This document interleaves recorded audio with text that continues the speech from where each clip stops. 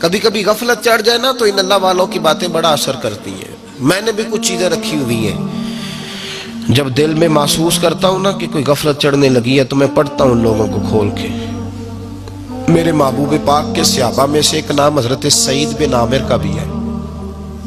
Governor بنایا تھا یا عامل بنایا تھا حضرت عمر نے انہیں ایک صوبے پورے کا. آپ کے گورنر ہاؤس کے پاس سے گزرے تو گورنر ہاؤس پیدل چل نہیں سکتے آپ، اتنا بڑا ہے. تو یہ وہ گورنر تھا کہ ایک دفعہ مال غنیمت بہت زیادہ آیا تو حضرت فاروق اعظم نے اس صوبے کے لوگوں کو کہا کہ ایک شخص جو مالیات کا وزیر تھا، وزیر خزانہ تھا، اس کو جناب عمر فاروق رضی اللہ تعالیٰ عنہ نے کہا، وزیر خزانہ اس صوبے کے جہاں حضرت سعید بن عامر گورنر تھے، کہا کہ غریبوں کی لسٹ بنا کے بھیجو، میں فنڈ لگانا چاہتا ہوں. تو جب لسٹ بن کے آئی تو چوتھے نمبر پہ گورنر صاحب کا نام بھی لکھا تھا.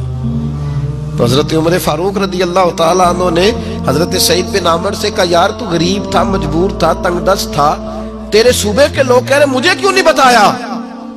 حضرت سعید لگے، عمر پہلے تو وہ بندہ مجھے بتا جس نے میرا پردہ کھولا ہے.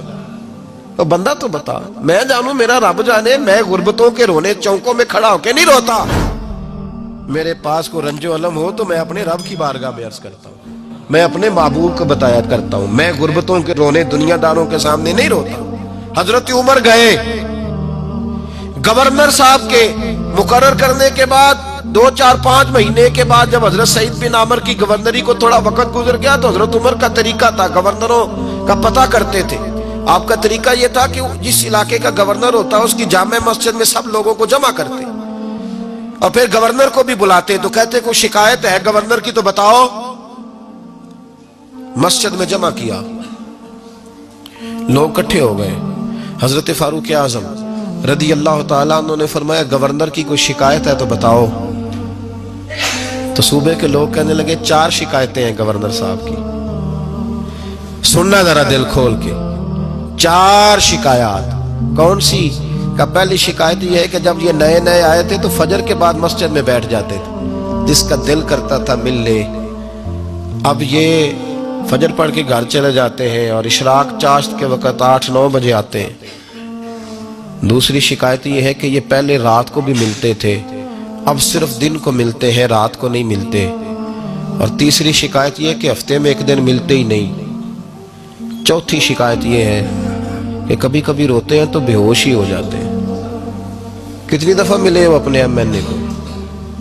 بولے کتنی دفعہ ملے ہو؟ ووٹ اپنی مرضی سے دینا پر سوال کا جواب تو دو نا. کتنی خادم نہیں قوم کا؟ خادم نہیں، کتنی دفعہ ایم پی آپ کا حال پوچھنے آئے جس مسجد کے دروازے پہ بیٹھا ہوتا ہے؟ یہ گونگا بہرا اور اندھی جمہوریت ہے؟ رنگ وہی بہتر ہے جو محمد عربی کے غلاموں نے ہمیں عطا فرمایا ہے صلی اللہ تعالی علیہ، اور یہی چراغ جلے گا تو روشنی ہوگی. حضرت سعید بن عامر گورنر، اور میں اکثر کہتا ہوں اسی دھرتی پر یہ وہ نور والے لوگ تھے جنہیں میرے رسول نے نور عطا فرمایا تھا. یہ ہے تربیت میرے نبی پاک کی. حضرت عمر نے گورنر کی طرف دیکھا، فرمایا بتائیں جناب آپ کی شکایت آئی ہے. پہلی شکایت یہ ہے کہ آپ پہلے فجر کے وقت ملتے تھے، اب اشراق چاشت میں ملتے. حضرت سعید بن عامر رضی اللہ تعالیٰ عنہ کہنے لگے، حضور اگر آپ نہ ہوتے کوئی اور پوچھتا تو میں کبھی نہ بتاتا. حضور میری مجبوری یہ ہے کہ میری بیوی بیمار ہو گئی ہے اور معذور ہو گئی ہے ٹانگوں سے. میں غریب آدمی ہوں، نوکر نہیں رکھ سکتا. اس بھلی مانس عورت نے 30 سال میری نوکری کی ہے، اب وہ بیمار ہو گئی ہے تو کیا میں اس کو چھوڑ دوں؟ میں سویرے اٹھ کے اپنے گھر میں جھاڑو دیتا ہوں، برتن دھوتا ہوں، آٹا گوندتا ہوں، روٹی پکاتا ہوں اور اپنی باوفا بیوی کے منہ میں لقمے ڈالتا ہوں. حضور وہ پخانہ پیشاب کرتی ہے تو وہ بھی میں صاف کرتا ہوں. وہ میری ذمہ داری جو ہوئی تو ذرا دیر ہو جاتی ہے. بس پہلے سوال کا جواب آیا تو لوگ کہتے ہیں ہمارے جسم کے رونگٹے کھڑے ہو گئے. پھر کہا آپ کی دوسری شکایت یہ ہے کہ آپ ہفتے میں ایک دن ملتے نہیں. تو حضرت سعید بن عامر کہنے لگے، حضور کاش یہ لوگ مجھے رسوا نہ کرتے، کاش سرعام نہ پوچھتے تو میرے اور میرے رب کا راز تھا، یہی بہتر تھا. فرمایا कह चुका हूं ना, गरीब हूं, जोड़ा एक ही है मेरे पास। ठंड का मौसम है तो हफ्ते में एक दिन कपड़े धो के खुश्क होने को डाल के बीवी के कपड़े पहन के बैठा रहता हूं, और जरा शाम हो जाती है बाहर आने में तो क्या करूं, नहीं आ पाता।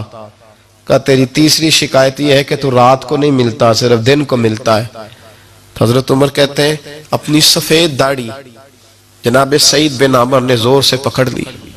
कहने लगे उमर यार इधर देखना, है कोई बाल काला, सफेद नहीं हो गए सारे, इसका मतलब है फल पक गया, पता नहीं मालिक कब बुला ले।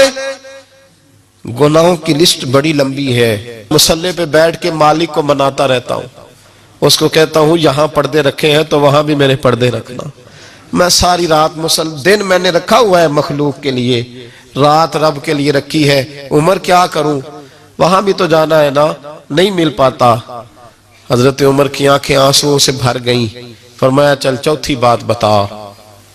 कभी कभी बेहोश क्यों हो जाता है रोते रोते, तो फिर रोने लगे। कहने लगे हुजूर मैंने 40 साल की उम्र में कलमा पढ़ा है, जब 40 साल के गुनाह याद आते हैं तो फिर मुझसे सब्र नहीं होता, और सोचता हूं अगर एक गुनाह का पता ते सारा है ना सरदार नु कीतियां दा, मन आनम के मन दानम, पता ते सारा है सरदार नु कीतियां दा, और जब 40 साल की खताएं याद आती है तो रो पड़ता हूं और सोचता हूं अगर मालिक ने खड़ा करके पूछा तो जवाब क्या दूंगा। उमर मेरे लिए दुआ कर, रब मेरी 40 साल की खताएं बख्श दे। हजरत उमर रोने लगे। जनाब सईद बिन अमर कहने लगे बड़ी बातें हो गई, मेरे बड़े पर्दे खुल गए, चल अब मेरी सजा का ऐलान कर मैं जाऊं। उमर अब बता, मैंने जवाब दे दिया, अब शिकायत पर सजा का ऐलान करना मैं जाऊं। तो हजरत उमर ने हाथ उठाए, कहा है अल्लाह मुझे इस तरह के कुछ और गवर्नर भी अता फरमा। ऐ अल्लाह मेरे रसूल सल्लल्लाहु अलैहि वसल्लम के गुलामों को इस तरह के कुछ और गवर्नर भी अता फरमा। ये मेरे भाई मेरे रसूल के ये थे वकानु यत्तकून, परहेज। मेरा मजमून और था, रहता चला जा रहा है।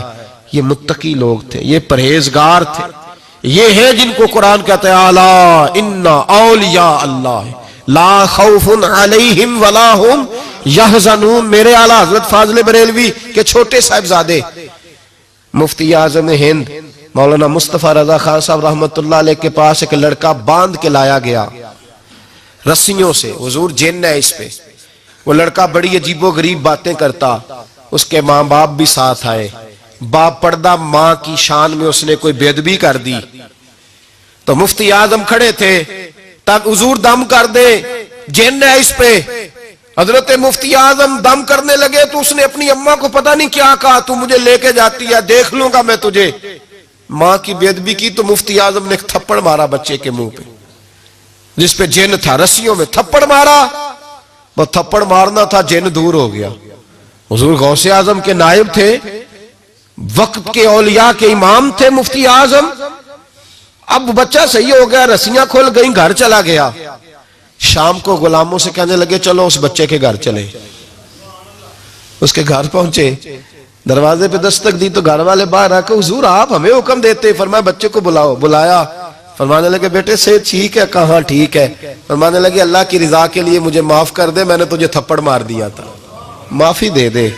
कहा हुजूर आप क्या कर रहे हैं। फरमाया बेटे तेरा इलाज ये था, एक तो तू माँ की बेदबी कर रहा था, दूसरा तेरे ऊपर आसेब था, थप्पड़ ना मारता तो आसेब जाता ना, पर मेरे एक थप्पड़ से रुखसत हो गया।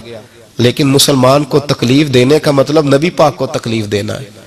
मुझसे नमाजें नहीं पढ़ी गई, मेरे दिल पे इतना बोझ था, बड़ी मुश्किल से मैंने अपनी इबादत की है 5 वक्ता, मेहरबानी कर। ये थे मुत्तकी लोग, मुत्तकी परहेजगार, जरा भी अल्लाह की नाफरमानी से डरते थे। इन औलिया की मोहब्बत जरूरी है, इन औलिया की मोहब्बत, इनका प्यार ये बहुत जरूरी है। ये वली बड़ा कुछ देते हैं, इनकी मोहब्बत बड़ा कुछ अता करती है। ये अल्लाह तबारक व तआला के बंदे को अल्लाह के करीब कर देते हैं, कुर्ब देते हैं।